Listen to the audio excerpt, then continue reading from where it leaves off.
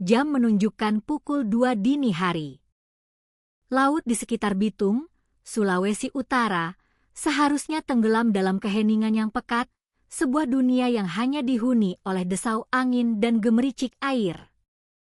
Namun malam itu, keheningan terasa berbeda, lebih berat, seolah udara itu sendiri menahan napas. Di atas geladak kapal patroli TNI Al-Khairi Nanggala, para prajurit berjaga dengan kewaspadaan yang telah terasah oleh ribuan jam di lautan. Mata mereka menyapu cakrawala yang gelap, terbiasa dengan kesunyian yang bagi orang awam terasa menakutkan. Langit masih hitam pekat, hanya diterangi oleh bulan separuh yang cahayanya tersaring oleh lapisan awan tipis, menciptakan aura misterius di permukaan air yang tenang. Suara ombak kecil yang memukul lambung kapal terdengar pelan, berulang seperti napas panjang yang teratur, sebuah ritme yang biasanya menenangkan. Tapi tidak malam ini. Ada sesuatu yang terasa ganjil. Sesuatu yang merayap di udara, sebuah firasat buruk yang tidak bisa diungkapkan dengan kata-kata. Radar kapal, yang biasanya hanya menampilkan titik-titik kecil nelayan setempat yang pulang terlambat atau berangkat lebih awal, tiba-tiba bergetar. Sebuah tanda hijau aneh muncul di layar, menarik perhatian operator. Titik itu bergerak dengan cara yang aneh, tidak lurus menuju daratan, tidak juga ke tengah laut lepas. Ia hanya berputar-putar tanpa tujuan yang jelas, seperti sebuah kapal tanpa jiwa yang melayang-layang, bayangan hantu di tengah kegelapan perairan Sulawesi. Komandan kapal, Mayor Laut Arif Prakoso, seorang perwira dengan tatapan mata setajam elang, mengernyitkan dahi. Pengalamannya bertahun-tahun di laut telah mengajarinya untuk mempercayai nalurinya, dan saat ini, nalurinya berteriak ada yang tidak beres. Ia berjalan mendekati layar radar, matanya menyipit, menganalisis pola gerakan yang tidak wajar itu. Apa itu? Tanyanya dengan suara tenang namun tegas. Tidak jelas, Komandan. Bukan kapal nelayan biasa. Tidak ada sinyal identifikasi, jawab seorang prajurit muda yang bertugas di ruang kendali. Mayor Arif tidak ragu-ragu. Dekati sasaran. Nyalakan lampu isyarat, siapkan pengeras suara, perintahnya menggema, memecah kesunyian di anjungan. Perintah itu disambut oleh gerakan cepat dan terkoordinasi para prajurit. Dalam sekejap, lampu sorot raksasa di kapal patroli menyala, sinarnya yang putih terang menembus kegelapan, mencari-cari kapal misterius itu. Dari pengeras suara, terdengar panggilan resmi, meminta identitas dan izin berlayar, suaranya memantul di permukaan laut yang sunyi. Namun, bukannya berhenti, kapal yang panjangnya sekitar 15 meter itu malah terhuyung-huyung sejenak, lalu mesinnya meraung keras. Cipratan ombak memercik tinggi saat kapal itu berusaha kabur, melesat menembus kegelapan. Tapi usahanya hanya berlangsung sebentar. Tiba-tiba, suara mesin yang meraung itu terputus mendadak. Gelap dan sunyi kembali menguasai lautan. Kapal itu kini terombang-ambing tak berdaya. Kapal patroli segera mendekat. Sorotan lampu menembus pekat dan menyorot dek kapal kayu yang tampak usang. 3 sosok terlihat jelas di atasnya. Tubuh mereka gemetar hebat, wajah pucat pasi seperti orang yang baru saja melihat kematian. Mereka berdiri terpaku di bawah cahaya lampu yang menyilaukan. Mayor Arif mengeraskan suaranya melalui pengeras suara. Siapa kalian? Dari mana asal kapal ini? Jawaban datang dengan suara terbata-bata, nyaris tertelan oleh deru angin laut. Nahoda Rudi Santoso, umur 48 tahun, asal Surabaya.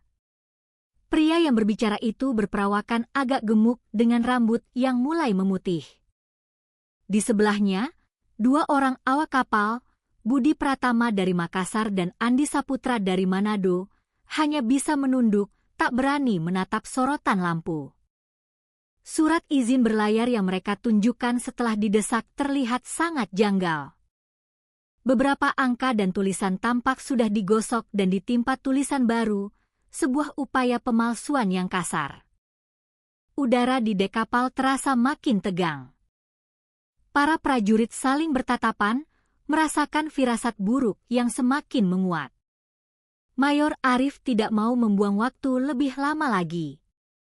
Tatapannya jatuh pada sebuah pintu baja besar yang tertutup rapat di tengah dek. Palka pendingin. Periksa palka pendingin, perintahnya tegas. Semua mata menoleh ke arah pintu baja itu. Dua orang prajurit berbadan tegap maju, membawa kunci Inggris besar untuk membuka palang yang mengunci pintu. Begitu kunci diputar dan pintu baja digeser, suara berderit yang kasar dan memekakkan telinga terdengar. Diiringi semburan udara dingin yang menusuk tulang, bercampur dengan bau yang sangat aneh. Bukannya bau ikan segar seperti yang seharusnya ada di kapal nelayan, tetapi aroma ganjil yang membuat dada terasa sesak. Bau itu seperti campuran es yang mulai membusuk dan sesuatu yang jauh lebih mengerikan, sesuatu yang berbau kematian. Beberapa prajurit refleks menutup hidung, wajah mereka meringis menahan mual. Sinar senter yang kuat diarahkan ke dalam. Di dalam palka yang gelap, tampak tumpukan es batu yang membeku kaku. Di sela-sela es, tersusun rapi kantong-kantong plastik hitam berukuran besar. Terlalu besar untuk sekadar berisi hasil laut. Bentuknya seperti balok-balok misterius, dingin, dan membisu, memancarkan aura kematian yang pekat. Seorang prajurit muda, Sersan II Yudi, memberanikan diri melangkah lebih dekat.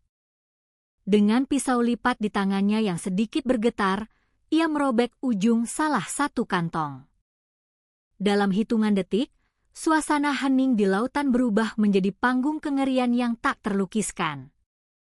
Dari balik sobekan plastik hitam itu, sebuah tangan manusia menjulur keluar. Pucat, kaku, dan membeku. Jari-jarinya terkepal seolah mencengkeram rasa sakit terakhir. Semua orang terdiam. Jantung mereka berdegup begitu kencang seakan hendak meledak. Dunia seolah berhenti berputar. Satu kantong dibuka lagi. Lalu kantong berikutnya. Dan kenyataan yang tersingkap membuat dada setiap orang terasa remuk. Bukan ikan, bukan hasil laut, melainkan tubuh-tubuh perempuan muda yang telah tak bernyawa. Mereka dipaksa meringkuk dalam posisi janin, ditumpuk seperti barang dagangan yang tidak berharga. Total 17 jasad ditemukan. Kulit mereka membiru karena dingin yang ekstrim, wajah mereka tanpa cahaya, mata mereka terpejam dalam keabadian yang beku. Para prajurit yang terbiasa menghadapi ancaman di laut, dari perompak hingga badai dahsyat, kali ini hanya bisa menunduk dengan rahang mengeras. Ada yang mengepalkan tangan hingga buku-buku jarinya memutih, ada yang terdiam dengan mata berkaca-kaca, tak mampu berkata-kata. Di dek kapal, udara terasa begitu berat, seakan setiap hembusan napas membawa partikel kesedihan yang tak terhingga. Mayor Arif berdiri kaku, matanya tajam memandang ke arah nahoda dan kedua awak kapal yang kini sudah jatuh terduduk. Suaranya berat menahan gejolak emosi. Ini bukan lagi kapal nelayan. Ini kapal penuh arwah. Ia berpaling pada para prajuritnya. Segera kunci seluruh area. Jangan ada yang keluar masuk. Lapor cepat ke markas. Radio komunikasi berdering nyaring. Laporan darurat dengan nada mendesak dikirim ke posko Polda Sulawesi Utara. Dalam hitungan menit, operasi khusus ditetapkan. Malam itu, di tengah Laut Bitung yang seharusnya tenang, sebuah sejarah kelam baru saja terbuka. Sebuah mimpi buruk yang tak akan pernah hilang dari ingatan mereka yang menyaksikannya. Sementara itu, di sebuah kampung pesisir yang tak jauh dari pelabuhan, Seorang nelayan tua bernama Pak Yusuf sedang menambal jaring di beranda rumah panggungnya yang sederhana. Dari kejauhan, ia melihat cahaya lampu kapal patroli menyorot langit gelap, diam tak bergerak untuk waktu yang lama. Hatinya bertanya-tanya. Biasanya kapal patroli hanya lewat tanpa suara. Malam ini berbeda. Ia tidak tahu bahwa apa yang ia lihat dari pantai akan menjadi awal dari sebuah kisah besar yang kelak dibicarakan oleh seluruh negeri. Bagi para prajurit TNI AL, malam di laut biasanya hanya tentang ombak, bintang, dan angin.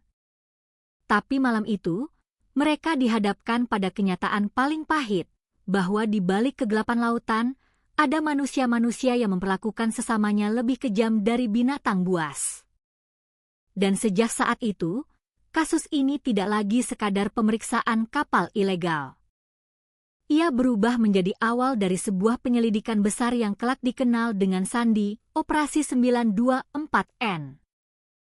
Sebuah operasi yang akan menyingkap wajah asli dari sindikat perdagangan manusia paling kejam di perairan Indonesia. Angin laut dini hari yang dingin menusuk kulit, namun tetap membawa aroma asin khas perairan Sulawesi Utara. Kapal patroli TNI AL kini telah sepenuhnya menempel pada sisi kapal misterius yang tadi berusaha kabur. Lampu sorot besar menyinari setiap sudut, membuat 3 orang di atas dek kapal itu tak lagi bisa bersembunyi di balik kegelapan. Mereka berdiri terpaku, tubuh gemetar hebat, wajah mereka pucat bagaikan kanvas putih yang tidak lagi dialiri darah. Mayor Laut Arif Prakoso melangkah maju ke dek kapal kayu itu, diikuti beberapa prajuritnya. Suaranya bergema lantang di antara suara ombak yang tenang. Turunkan tangan. Jangan bergerak. Awak patroli dengan sigap mengangkat senjata, larasnya mengarah pada ketiga pria itu, siap jika ada perlawanan sekecil apapun. Namun, ketiga pria itu tidak melawan. Mereka hanya berdiri kaku, saling pandang dengan mata yang dipenuhi ketakutan murni. Salah satu dari mereka, Rudi Santoso, yang berperawakan agak gemuk dengan rambut beruban, memberanikan diri untuk bicara. Nama saya Rudi Santoso. Saya nahoda kapal ini dari Surabaya. Suaranya serak, seperti tercekik oleh rasa cemas yang meluap.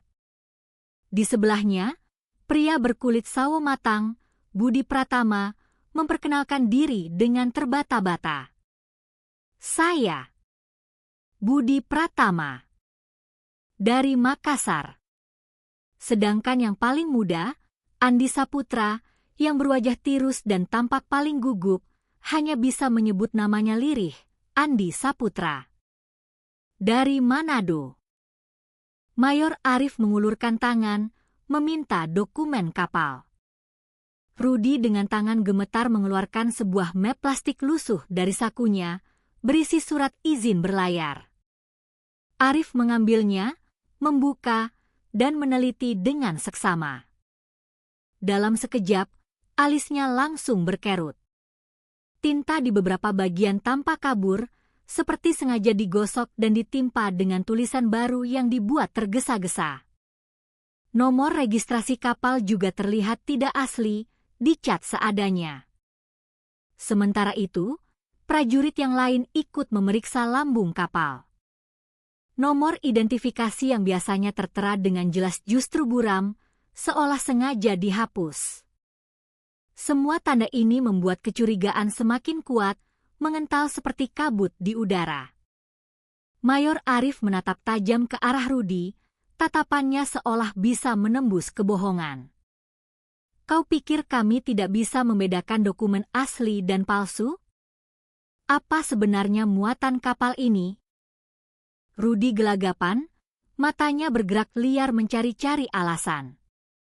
Hanya ikan beku, Pak. Kami nelayan kecil, dititipi hasil tangkapan orang. Tidak ada yang aneh, sungguh. Kata-katanya terdengar berulang, tidak meyakinkan sama sekali. Budi mengangguk cepat-cepat, seakan berusaha memperkuat keterangan nahodanya. Sementara Andi, yang paling muda, hanya menunduk dalam-dalam. Wajahnya pucat pasi, bibirnya bergetar hebat. Di dek kapal patroli, suasana tegang makin terasa. Para prajurit saling pandang. Naluri mereka yang terlatih yakin ada sesuatu yang jauh lebih besar sedang disembunyikan. Komandan Arif memutuskan untuk tidak mempercayai sepatah kata pun dari mulut mereka. Ia tahu betul, orang yang bersalah biasanya akan berusaha menutupi kebohongannya dengan jawaban singkat dan terburu-buru. Dengan nada tegas yang tak terbantahkan, ia memberi perintah, siapkan tim pemeriksa. Kita cek isi palka pendingin sekarang juga. 3 pria di hadapannya langsung panik. Wajah mereka berubah drastis. Rudi melangkah setengah maju, mencoba menghentikan. Tidak perlu, Pak. Itu hanya ikan untuk pasar. Kalau dibuka sekarang, nanti esnya mencair, barang jadi rusak. Kami bisa rugi besar. Pernyataan itu justru hanya menambah kecurigaan. Mayor Arif menatap matanya tanpa berkedip, lalu dengan tenang menggerakkan tangannya, memberi isyarat kepada prajuritnya. 2 prajurit segera merangsek ke arah pintu palka baja. Sementara prajurit lainnya mengawasi dengan ketat ketiga pria yang kini tampak semakin gemetar. Detik-detik itu terasa begitu panjang. Suara kunci baja yang diputar dengan paksa, derit pintu yang berkarat bergaung keras dalam kesunyian malam, seolah menjadi musik pengiring sebuah tragedi. Semua orang di atas dek menahan napas. Rudi menutup wajah dengan kedua tangannya, seolah tak sanggup melihat apa yang akan terjadi. Budi mundur selangkah, tubuhnya bersandar pada tiang kapal. Andi hampir terjatuh karena lututnya melemas tak bertenaga. Ketika pintu baja itu mulai terbuka, udara dingin yang tidak wajar menyeruak keluar, membuat bulu kuduk semua orang berdiri. Bau aneh itu langsung menyambar, menusuk hidung dengan tajam. Bukan aroma ikan segar seperti klaim mereka, tapi bau kematian yang memuakkan. Beberapa prajurit refleks mundur setengah langkah, menutup hidung dengan lengan baju. Di sela-sela keheningan itu, hati setiap orang serasa berteriak. Apa yang sebenarnya mereka bawa di kapal ini? Mengapa wajah ketiga pria itu begitu ketakutan? Mayor Arif menegakkan tubuhnya, menahan rasa tidak enak yang bergejolak di dadanya. Ia tahu, sebentar lagi mereka akan menyaksikan sesuatu yang tidak pernah mereka bayangkan sebelumnya. Dan benar, begitu sinar senter yang kuat diarahkan ke dalam palka yang gelap, kebenaran yang mengerikan pun mulai terungkap. Malam yang tadinya hanya terasa ganjil, kini berubah menjadi sebuah mimpi buruk yang nyata. Kapal yang awalnya hanya diduga sebagai kapal nelayan ilegal ternyata menyimpan rahasia paling kelam di balik lapisan es yang membeku. Para prajurit saling bertatapan. Mereka tahu, sejak detik itu, kasus ini bukan lagi urusan kecil. Ini adalah pintu masuk menuju sebuah tragedi besar yang akan mengguncang hati banyak orang. Pintu baja yang berat itu kini terbuka lebar. Udara dingin bercampur bau aneh yang menusuk, menguar semakin pekat hingga terasa menyesakkan tenggorokan. Para prajurit saling bertatapan, mata mereka dipenuhi keraguan sekaligus rasa takut akan kebenaran yang sebentar lagi akan tersingkap. Mayor Arif memberi isyarat dengan anggukan kepala. Senter-senter diarahkan serentak ke dalam palka. Sinarnya menembus lapisan es yang tersusun rapi seperti bongkahan gunung kecil di dalam gua gelap. Di balik tumpukan es yang berkilauan, tampak beberapa kantong plastik hitam berukuran besar, letaknya berlapis-lapis, ditata dengan begitu rapi seolah bukan sekadar muatan nelayan biasa, melainkan barang berharga yang harus dijaga. Seorang prajurit muda, Sersan II Yudi, maju dengan wajah tegang. Ia menghunus pisau lipat dari pinggangnya, tangannya yang kekar tampak bergetar halus. Dengan hati-hati, ia menusukkan ujung pisaunya pada salah satu kantong dan merobek sedikit bagiannya. Detik berikutnya, seluruh dek kapal tenggelam dalam keheningan yang mencekam. Dari sobekan itu, sebuah tangan manusia menjulur keluar. Kaku, pucat membiru, dengan jari-jari beku yang tak lagi bernyawa. Sersan 2 Yudi terhuyung mundur, wajahnya pucat pasi, matanya terbelalak meri. Seisi kapal terdiam. Hanya suara ombak kecil yang masih terdengar samar, seakan lautan sendiri ikut berduka menyaksikan pemandangan itu. Beberapa prajurit lain menutup mulut, menahan rasa mual yang mendesak naik ke kerongkongan.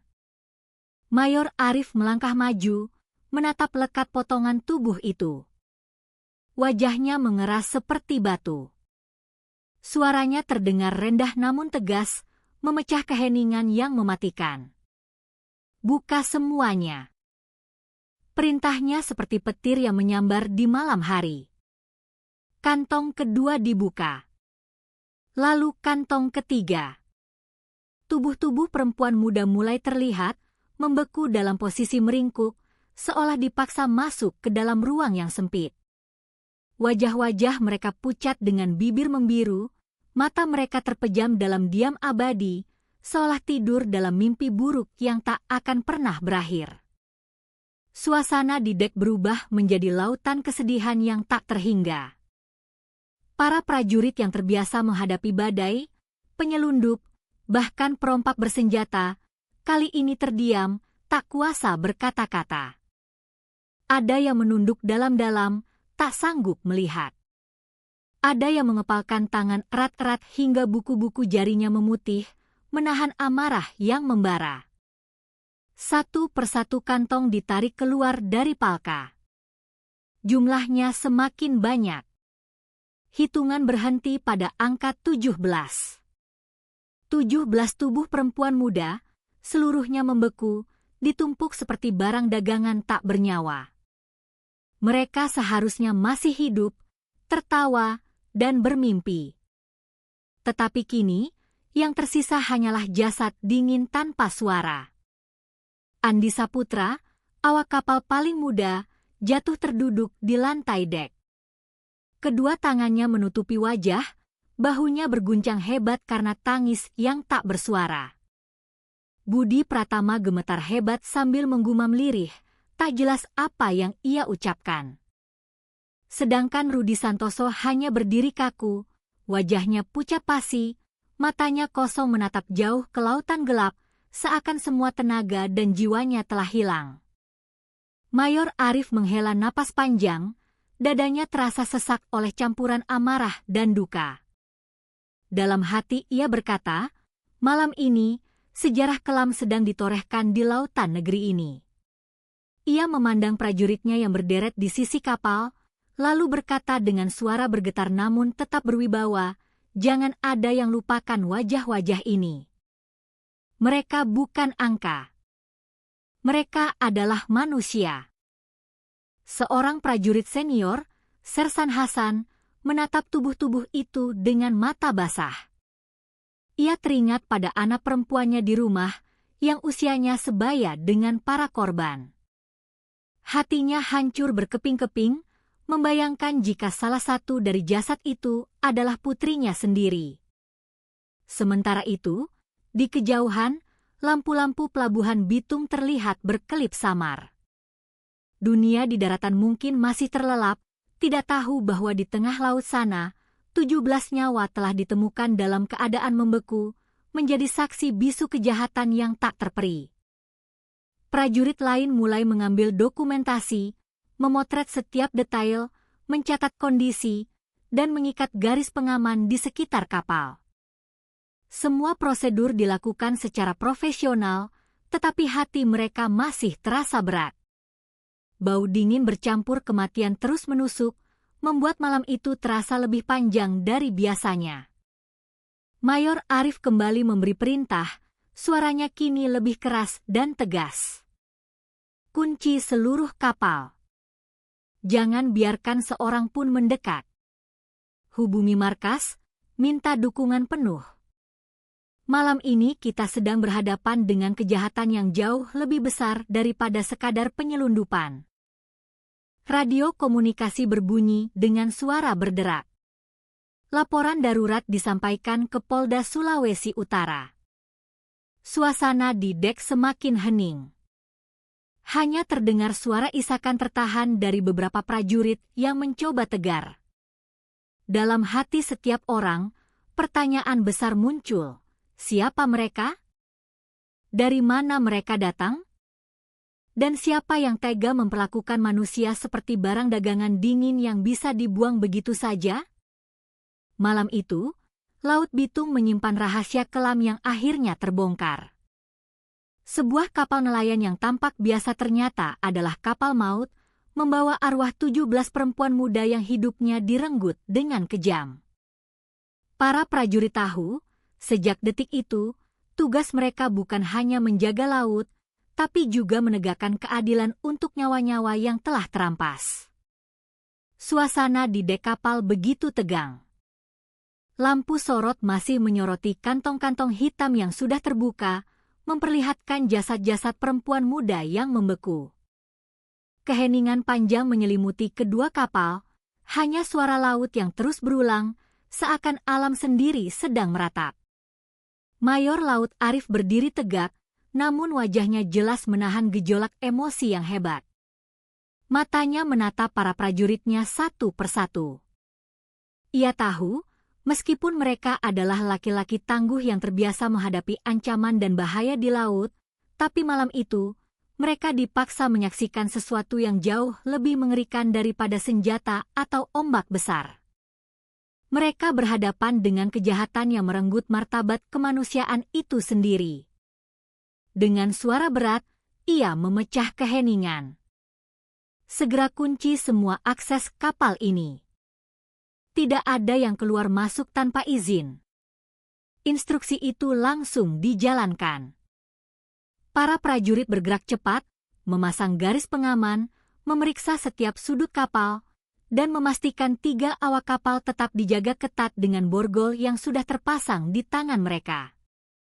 Rudi Santoso, sang nahoda, hanya duduk lemas di lantai dek, kepalanya tertunduk. Budi Pratama menunduk tanpa suara, menghindari tatapan semua orang. Andi Saputra masih bergetar, sesekali menutup wajah dengan kedua tangannya yang terborgol. Tidak ada satupun dari mereka yang bisa mengucapkan kata-kata. Semua sudah terlalu jelas. Kebohongan mereka telah terkubur bersama jasad-jasad di dalam palka. Radio komunikasi kembali hidup. Mayor Arif mengambil mikrofon, dan dengan suara mantap meskipun dadanya terasa berat, ia menyampaikan laporan darurat. Markas, di sini kapal patroli Nanggala. Kami menemukan 17 jasad perempuan dalam keadaan membeku di kapal nelayan tanpa identitas jelas. Situasi darurat. Mohon instruksi dan dukungan penuh. Suara dari markas terdengar serius dan cepat. Pesan diterima. Segera amankan kapal dan tahan seluruh awak. Tim investigasi dari Polda Sulawesi Utara akan segera bergerak. Operasi khusus dibuka malam ini. Sandi, Operasi 924N.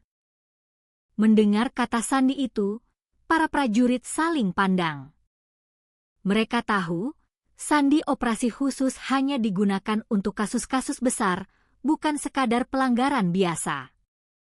Artinya, sejak saat itu, mereka resmi menjadi bagian dari sebuah penyelidikan besar yang bisa mengguncang negeri. Mayor Arif menatap laut yang gelap di sekelilingnya. Dalam hatinya, ia berdoa semoga malam ini menjadi awal terbongkarnya jaringan kejahatan yang selama ini bersembunyi di balik luasnya lautan.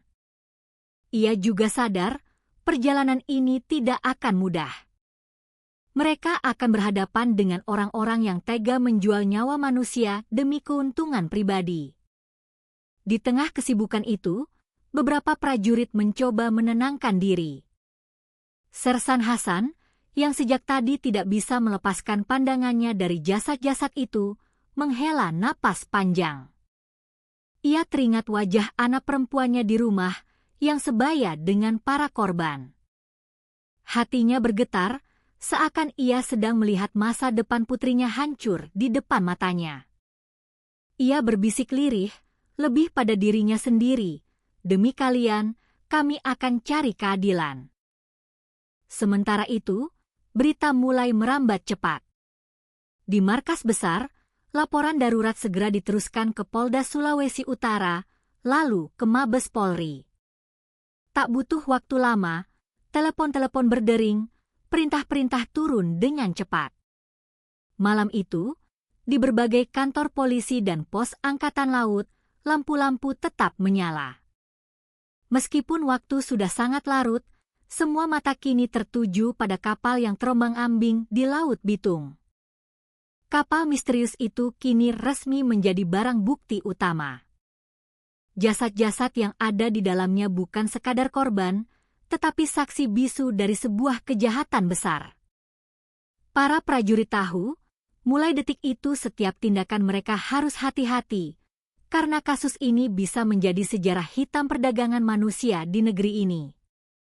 Di daratan, beberapa keluarga nelayan yang tinggal di pesisir mulai heran melihat cahaya lampu kapal patroli yang tidak biasanya. Pak Yusuf, nelayan tua yang semalam menambal jaring, kembali berdiri di tepi pantai. Dari kejauhan, ia melihat kapal patroli itu diam lebih lama dari biasanya, dengan sorotan lampu yang tajam ke laut. Hatinya bertanya-tanya, ada apa gerangan? Ia tidak tahu bahwa sebentar lagi, berita yang keluar dari laut itu akan menggemparkan seluruh Indonesia. Kembali di kapal patroli, Mayor Arif memberi perintah akhir malam itu. Kita tetap siaga sampai tim dari darat tiba. Jangan ada yang lengah.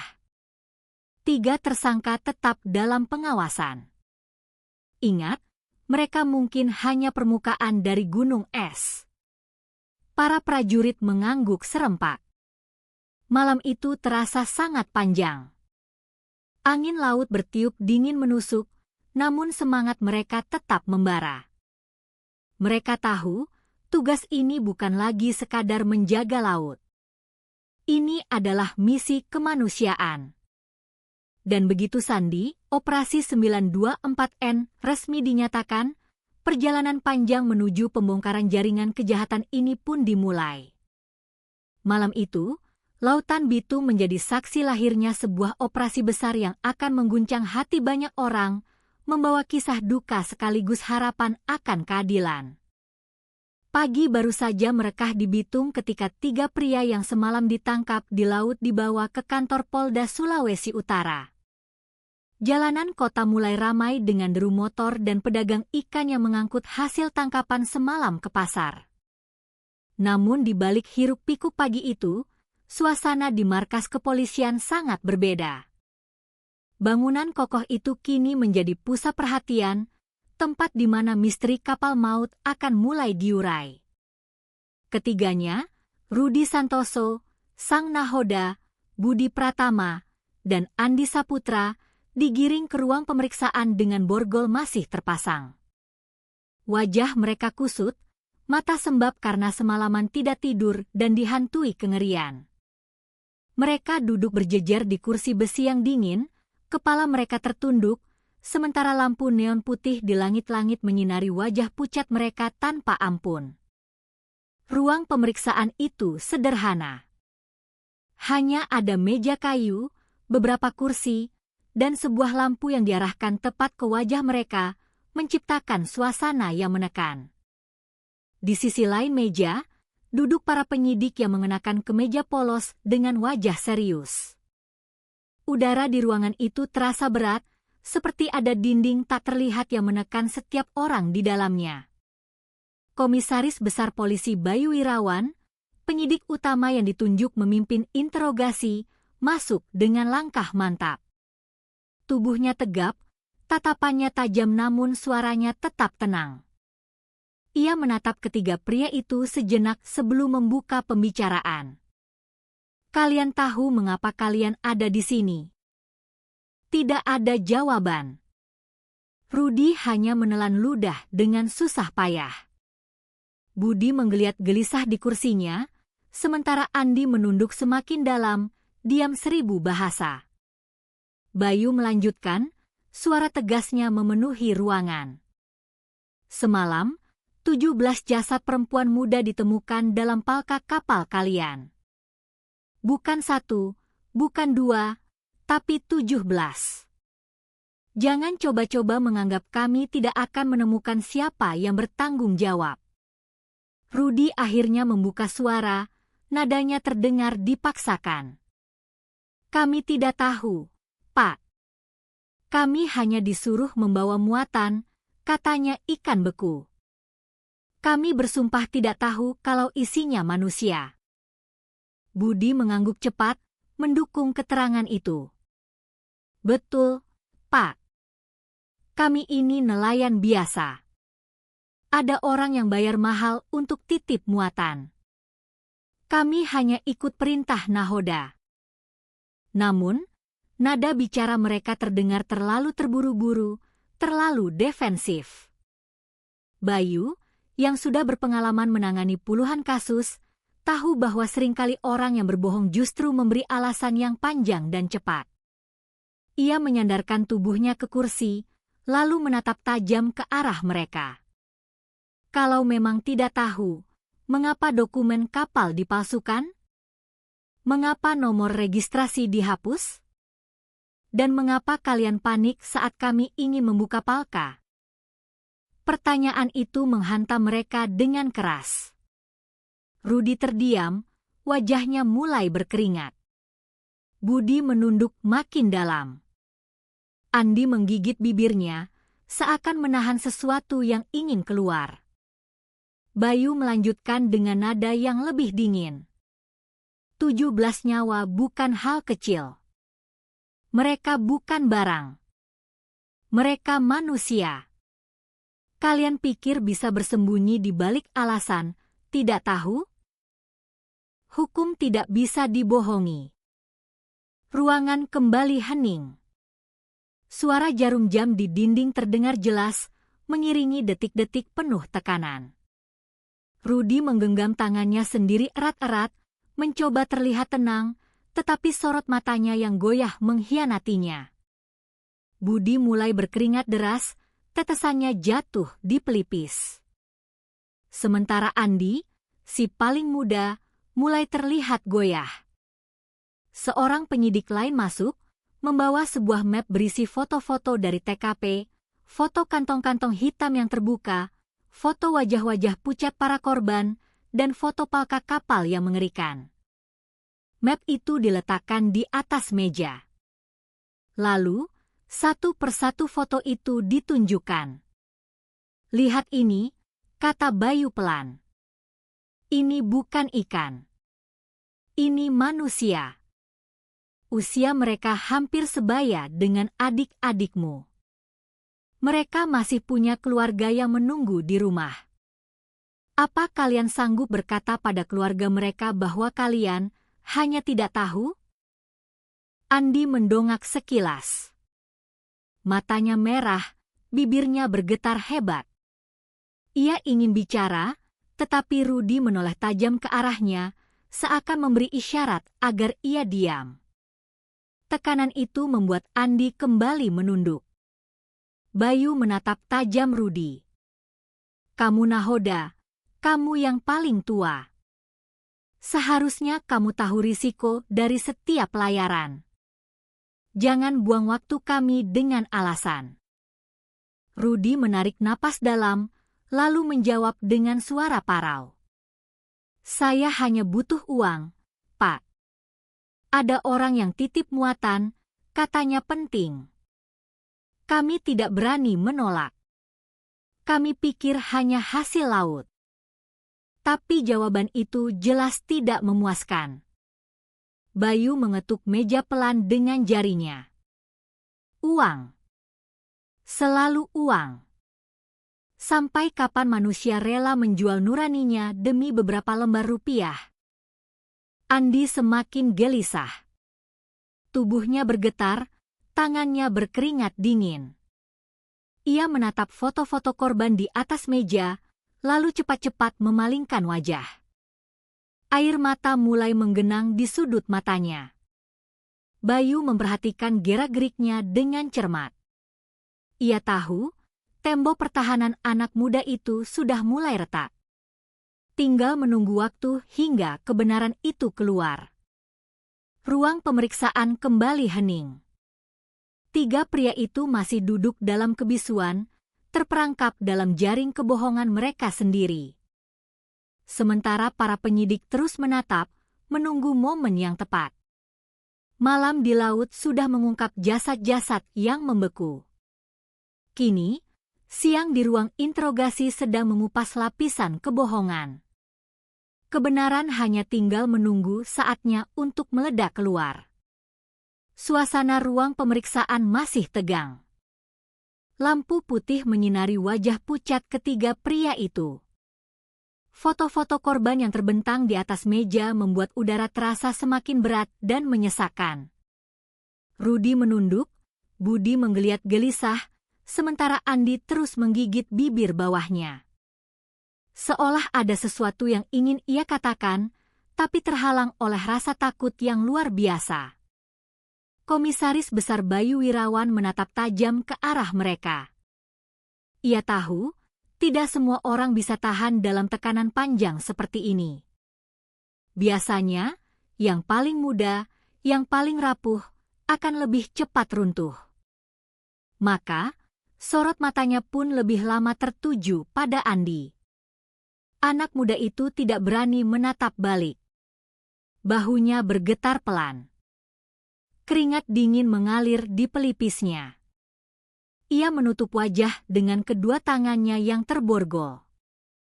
Lalu, tiba-tiba, suara isakan kecil terdengar. Pertama pelan, kemudian makin keras. Ruangan yang tadinya sunyi kini dipenuhi oleh tangis seorang anak muda yang tak sanggup lagi memikul beban dosa dan ketakutan. "Saya tidak kuat lagi, Pak." Suaranya pecah, penuh sesak. "Saya tidak kuat lihat semua itu. Kami hanya diperintah. Semua ini bukan rencana kami." Rudi menoleh cepat, wajahnya memerah karena marah. Matanya menyalakan peringatan agar Andi diam. Tetapi Andi sudah tidak peduli lagi. Air mata mengalir deras di pipinya, kata-katanya tumpah begitu saja, tak terbendung. "Ada seorang perempuan, Pak. Semua ini dia yang atur." Orang-orang memanggilnya Siti Marlina. Ruangan langsung hening. Nama itu menggantung di udara, berat dan penuh arti. Para penyidik saling pandang, lalu segera mencatatnya. Bayu mendekat, suaranya kini lebih tenang namun tetap tajam. "Siapa Siti Marlina?" Andi mengusap air matanya dengan punggung tangannya, lalu menatap foto-foto korban dengan sorot mata yang dipenuhi rasa bersalah. "Perempuan itu yang hubungi kami. Katanya ada barang khusus yang harus dibawa keluar perairan. Dia yang siapkan semuanya, mulai dari muatan, es batu, bahkan obat-obatan. Kami hanya terima perintah dan dibayar." "Berapa bayaran yang kalian terima?" tanya Bayu dengan dingin. 300 juta, Pak." "Untuk 1 kali perjalanan," jawab Andi, suaranya nyaris tenggelam oleh isak tangisnya. Rudi hendak menyela, tetapi Bayu menatapnya tajam. "Diam. Saat ini bukan waktumu bicara." Andi melanjutkan dengan suara bergetar. "Saya tidak tahu kalau isinya manusia. Marlina yang urus semua. Dia kasih nomor telepon, tapi pakai kartu prabayar yang tidak ada identitasnya. Dia sangat hati-hati, seperti sudah terbiasa melakukan ini. Bayu memberi isyarat kepada penyidik lain untuk mencatat setiap detail itu. Nomor telepon, nama, dan cara kerja. Setiap informasi bisa menjadi kunci untuk membuka pintu yang lebih besar. Budi akhirnya ikut bicara, suaranya lirih. Memang benar, Pak. Saya juga pernah lihat perempuan itu waktu kapal bersandar di pelabuhan kecil dekat Manado. Dia datang bawa orang-orang. Kami tidak berani tanya banyak. Yang kami tahu hanya ikut perintah nahoda. Kata-kata Budi semakin memperkuat kesaksian Andi. Kini, benang merah mulai terlihat. Ada seorang perempuan misterius yang dikenal sebagai Siti Marlina yang menjadi dalang di balik layar operasi mengerikan ini. Bayu menatap mereka satu persatu, lalu berkata dengan suara dalam, "Kalian harus sadar, 17 nyawa sudah melayang. Kalau kalian terus menutup mulut, kalian ikut menanggung dosa mereka. Tapi kalau kalian jujur, hukum mungkin masih memberi sedikit jalan." Andi kembali menangis. "Saya takut, Pak. Marlina itu bukan orang sembarangan. Katanya dia punya banyak orang di belakangnya. Kalau saya bicara, saya bisa celaka." Bayu mencondongkan tubuhnya, menatap lurus ke mata Andi. "Sekarang kamu sudah di sini, kamu dalam perlindungan kami. Satu-satunya cara untuk selamat adalah dengan bicara. Jika kamu terus diam, kamu hanya akan makin dalam terjebak dalam masalah ini." Isakan Andi perlahan mereda. Ia menarik napas panjang, lalu menatap kembali foto korban-korban di atas meja. Dengan suara serak, ia berkata, "Mereka semua masih muda, Pak. Masih punya mimpi. Saya tidak mau jadi orang yang terus diam sementara semua ini terjadi." Dan di titik itulah, sebuah pengakuan resmi tercatat. Nama Siti Marlina untuk pertama kalinya masuk dalam berkas penyelidikan Operasi 924N. Dari mulut seorang anak muda yang tak tahan lagi menyembunyikan kebenaran, pintu ke arah dalang sesungguhnya kini mulai terbuka. Di luar ruang pemeriksaan, matahari bitung mulai meninggi. Orang-orang beraktivitas seperti biasa, tanpa tahu bahwa di dalam gedung itu, sebuah nama baru saja mencuat. Nama yang akan menggiring para penyidik ke dalam jejaring gelap perdagangan manusia yang kejam. Bagi Bayu dan timnya, tangisan Andi bukan hanya sekadar luapan rasa bersalah, melainkan titik balik. Sebab dari situlah, jalan panjang penyelidikan akan dimulai,